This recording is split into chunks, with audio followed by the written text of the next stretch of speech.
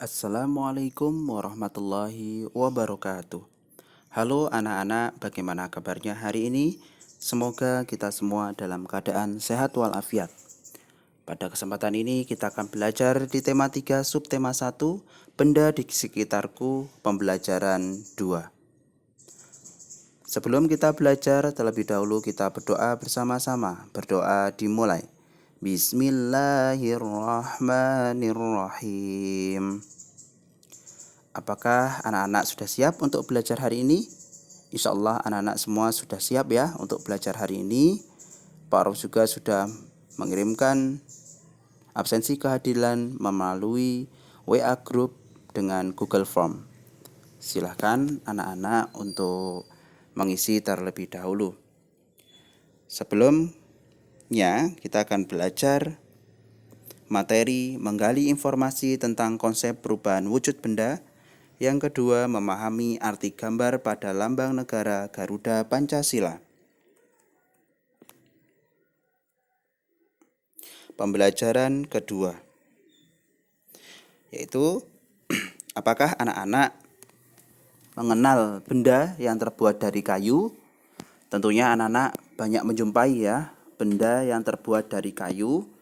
Kita contohkan yang pertama ada kursi, itu juga terbuat dari kayu. Lemari, kerajinan topeng kayu, meja, pensil, itu benda terbuat dari kayu. Dan masih banyak lagi. Nanti anak-anak bisa menyebutkan benda yang terbuat dari kayu di rumahnya masing-masing. Nah, kayu. Kayu adalah suatu jenis batang pohon. Kayu diolah menjadi berbagai macam benda. Pengolahan itu melalui proses yang berbeda-beda. Untuk mendapatkan kayu, kita harus menebang pohon.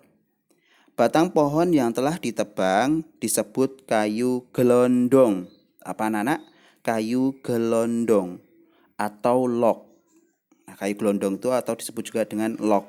Nah, kemudian log dikirim ke pabrik atau pusat pengrajinan untuk diolah menjadi macam-macam kerajinan. Tadi bisa jadi kayu, bisa jadi kursi, meja, dan lain sebagainya.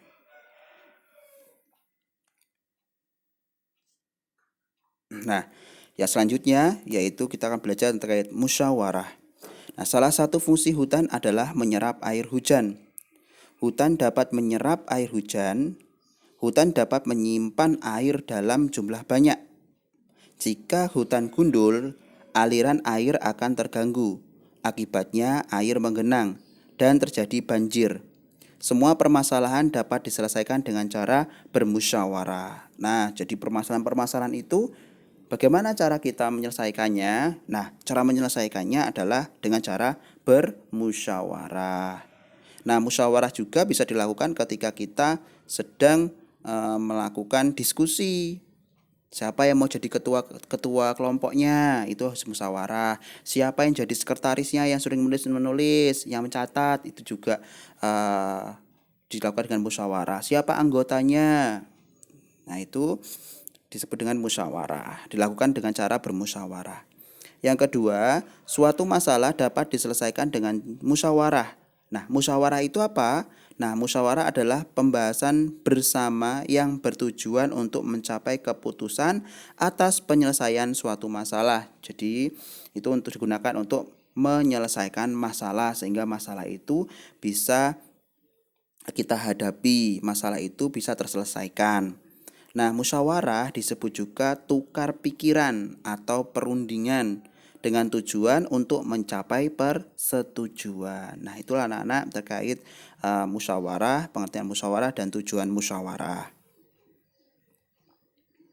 Nah, di sini Pak Rauf memberikan tugas evaluasi. Bacalah teks benda terbuat dari kayu di buku siswa dengan seksama. Silahkan nanti dibaca dulu anak-anak ya. Nah, ini tugasnya. Berdasarkan teks tersebut, jawablah pertanyaan-pertanyaan berikut. 1. Mengapa kayu perlu dikeringkan sebelum diolah menjadi berbagai macam benda? Yang kedua, berapa lama waktu yang diperlukan untuk mengeringkan kayu? Yang ketiga, apa sajakah keunggulan benda yang terbuat dari kayu? Yang keempat, apa sajakah kelemahan benda yang dibuat dari kayu?